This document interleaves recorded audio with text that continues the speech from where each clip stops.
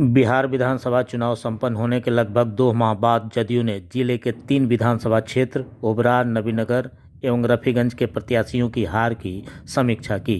शहर के दानी बिगहा स्थित सर्किट हाउस में जदयू के क्षेत्रीय संगठन प्रभारी रणवीर नंदन ने बारी बारी से सभी विधानसभा क्षेत्र के कार्यकर्ताओं के साथ समीक्षा बैठक कर पराजय के कारणों पर विचार विमर्श किया। उन्होंने तीनों विधानसभा क्षेत्र के प्रत्याशियों एवं कार्यकर्ताओं के साथ विधानसभा चुनाव के दौरान कहां और क्या कमियां रह गई उस पर मंथन किया। अपने संबोधन में क्षेत्रीय संगठन प्रभारी ने कहा कि सभी कार्यकर्ता नई ऊर्जा के साथ पार्टी की नीति एवं सिद्धांतों को पूर्व की तरह ही रखें और आम जनता को सरकार के कार्यों से अवगत कराते रहें। श्री नंदन ने कार्यकर्ताओं के हौसले को बुलंद करते हुए अपनी चट्टानी एकता एवं मुख्यमंत्री के सपनों को धरातल पर उतारने की प्रतिबद्धता जताई। मीडिया को संबोधित करते हुए क्षेत्रीय संगठन प्रभारी ने कहा कि चुनाव में जदयू के कार्यकर्ताओं ने गठबंधन धर्म का पालन किया है एवं एक दूसरे की मदद भी की है। अभी इस विषय पर संगठन के दोनों दल समीक्षा कर रहे हैं और जरूरत पड़ी तो आवश्यक कदम भी उठाए जाएंगे। हार्दिक अभिनंदन, स्वागत है। आज हम सभी क्षेत्रीय संगठन प्रभारी श्री रणवीर नंदन भैया और हमारे तीनों विधानसभा के प्रत्याशी के साथ और पार्टी के कार्यकर्ताओं के साथ समीक्षा बैठक आज की गई। इसके बारे में आज हम आप सभी को प्रेस वार्ता करेंगे।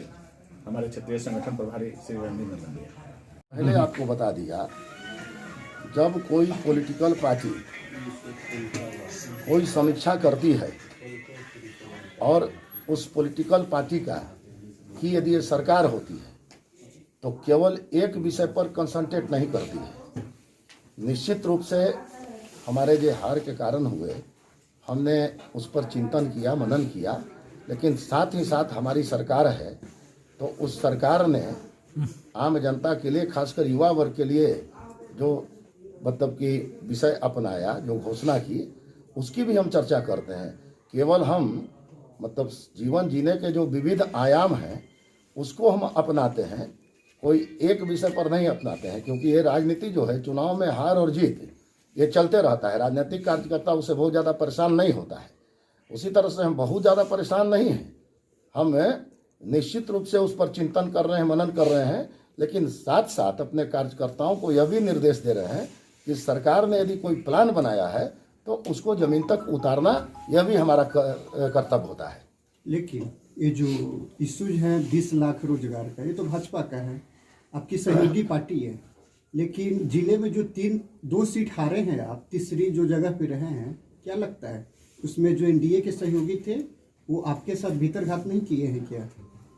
हमने कहा ना आपको कि हमारा कर्तव्य है, हमने आपको पहले भी कह दिया कि हम ईमानदारी पूर्वक गठबंधन धर्म का पालन करते हैं और यह बेहतर होगा, और हम किसी पर क्रिटिसिज्म नहीं करते।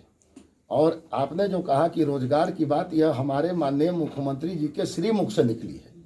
इसलिए हम मानते हैं कि बिहार के मुख्यमंत्री माननीय नीतीश कुमार जी ने यह घोषणा की है और ये एनडीए सरकार की घोषणा की है। ये हम डिस्टिंग्विश नहीं करते बीजेपी एंड जेडीयू। वो सरकार जो है गठबंधन की सरकार है, उसकी यह घोषणा है। और रह गई बात अन्य बातों की, आपसे हमने पहले भी कहा कि हमारा गठबंधन जो है, ईमानदारी पूर्वक हम गठबंधन धर्म का निर्वाह करते हैं।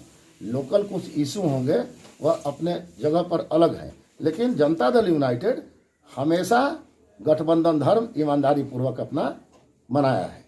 एक अंतिम सवाल, मतलब स्नातक के लिए, ग्रेजुएशन के लिए, मगर कई बार छात्र विश्वविद्यालय से लेकर राजभवन तक, सरकार तक गए हैं, मगर सरकार अभी तक सोई हुई है इसमें।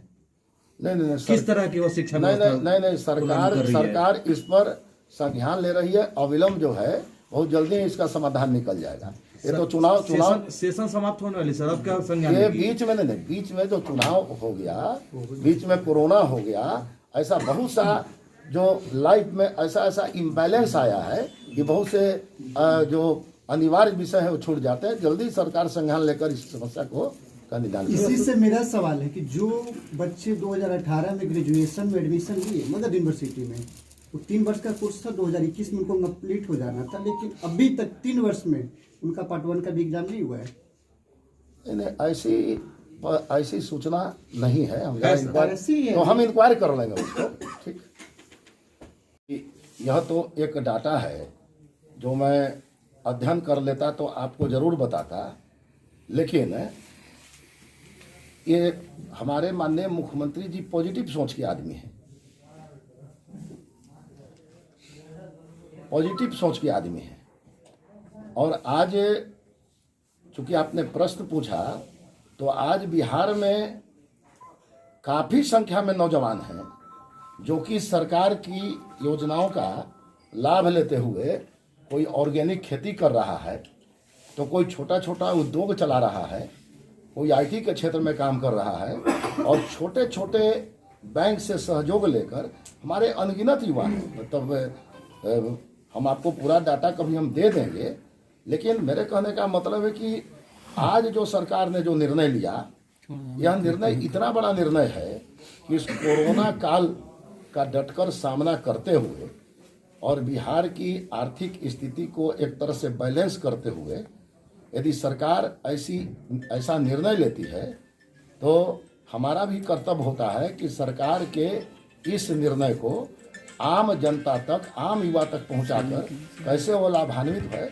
उसकी स्ट्रेटजी मतलब हम लोग बना रहे हैं। अब बहुत तरह की बात हुई है, I am not going in criticism, लेकिन आप एक कोई झूठा वादा करके कि सबको इतने लाख युवा को हम मतलब कि सरकारी सेवा में हम समाहित कर देंगे, कोई बात नहीं हुई। इसलिए है क्या कि पूरी ईमानदारी पूर्वक सरकार ने जो एक मैप बनाया है, रोड मैप बनाया है बिहार के युवाओं को रोजगार देने के लिए, तो हमें लगता है कि सरकार इसमें पूर्ण सफल होगी।